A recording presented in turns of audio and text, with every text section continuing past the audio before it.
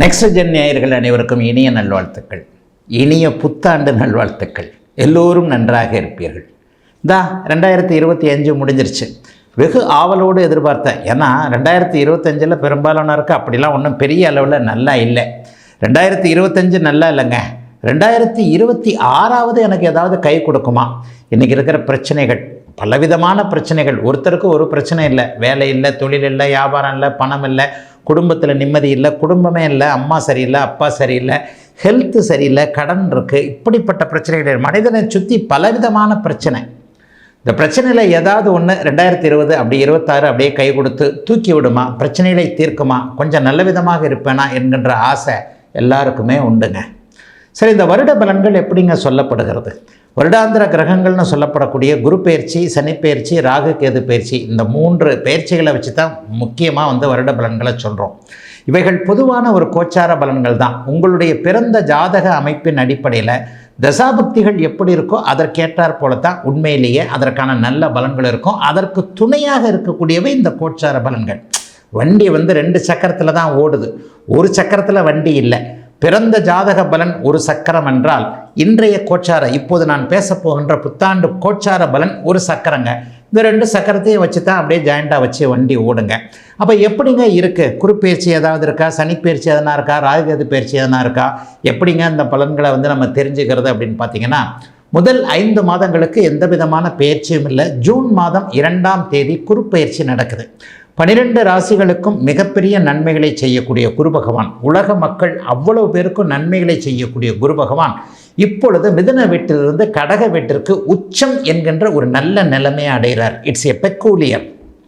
12 வருஷங்களுக்கு ஒரு முறை மட்டும்தான் அவர் உச்சத்தை அடைவார். அது அமைப்பு இப்போது இருக்கிறதுனால 12 ராசிக்காரர்களுக்குமே ஏதாவது ஒரு விதத்தில் நல்லவைகள், பணப்புழக்கம் அதிகரிக்கக்கூடிய தன்மைகள் கண்டிப்பாக இருக்கும். பெரிய கஷ்டங்கள் வராது. சனிப்பெயர்ச்சி இந்த வருஷம் முழுக்கவே 2026 முழுக்க இல்லை. மீன வீட்டிலேயே மீனத்திற்கு ஜென்மச்சனியாக அப்படியே சனி பகவான் அங்கேயே இருக்கிறார்.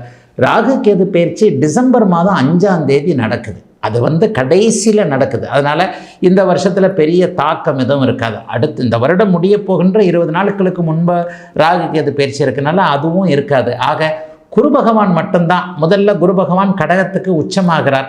3 மாதத்தில் போன வருஷம் மாதிரியே அதிசார பயிற்சின்ற முறையில் கடகத்திற்கும் சிம்மத்திற்கும் அப்படியே மாறி மாறி வருவார். ஆக குருவின் பலன்கள் ஓரளவிற்கு நன்றாக இருக்கின்ற காரணத்தினால் 12 ராசிக்காரர்களுக்கும் பெரிய அளவில் சோதனைகள் இருக்காது.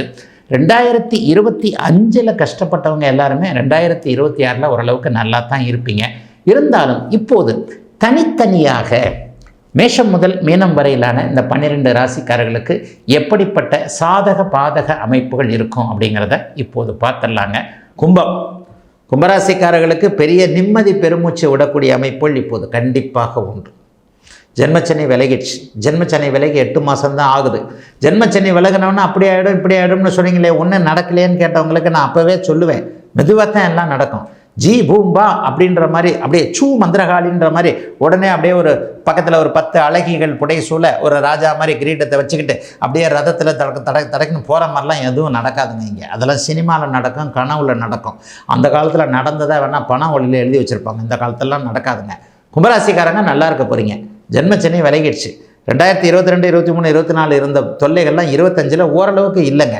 25 நீங்கள் நல்லா இல்லை தான், ஆனால் ரொம்ப நல்லா இல்லை அப்படின்ற நிலைமையிலேருந்து நல்லா இல்லைன்ற நிலைமைக்கு வந்தீங்க. நல்லா இருக்க போகிற நிலைமைகள் 2026 கண்டிப்பாக உண்டுங்க. 2026 என்ன நடக்கும்? இது வரைக்கும் மெதுவாக நடந்துக்கிட்டு இருந்தவங்க ஸ்பீடாக நடக்கிறது, ஓடுறது எல்லாமே நடக்கும். திருமணம் நடக்கும், புத்திரபாக்கியம் கிடைக்கும்.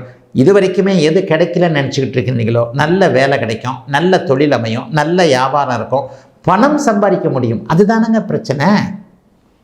பணம் இருந்தால் தானே இந்த காலத்தில் யாரும் மதிக்கிறாங்க. பணம் சம்பாதிக்கக்கூடிய அமைப்புகள் கண்டிப்பாக கும்பராசிக்காரர்களுக்கு கை கொடுக்கக்கூடிய அமைப்புகள் இருக்குது. ஆண் பெண் உறவுகள் நல்லாயிருக்கும்.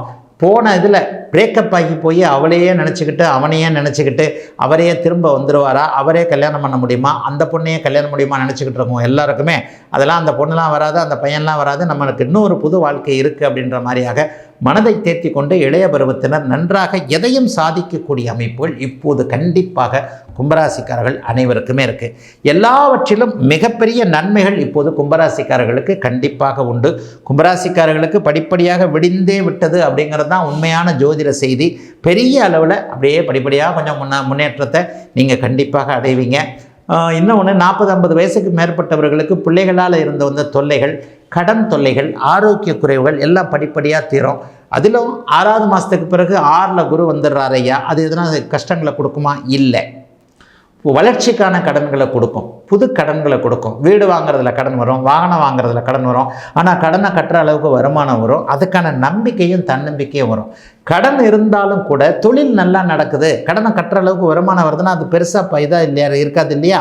ஜென்மச்சனியில் இது வரைக்கும் 2021, 22, 23 கிடைச்ச அந்த மாதிரியான அனுபவங்கள் எதுவும் இப்போது கும்பராசிக்காரர்களுக்கு இனிமேல் திரும்பியே வரவே வராது. இன்னும் ஒரு 10-15 வருஷத்துக்கு நீங்கள் நல்லா இருக்க போகிறீங்க. அதனால் கும்பராசிக்காரர்களுடைய தன்னம்பிக்கை திரும்ப கிடைக்கக்கூடிய, ஓரளவிற்கு நல்லதுகள் நடக்கக்கூடிய, அப்படி இப்படின்னு இல்லைன்னா கூட பிறந்த ஜாதகம் கொஞ்சம் வலுவாக இருப்பவர்களுக்கு நீங்கள் என்ன நினைக்கிறீர்களோ, எது உங்களுக்கு தேவையோ அது கிடைக்கக்கூடிய நல்ல வருஷமாக அமைஞ்சிருக்குங்க. 2026 கும்பராசிக்காரர்கள் ஆண் பெண் இருபாலாக இருக்கும்.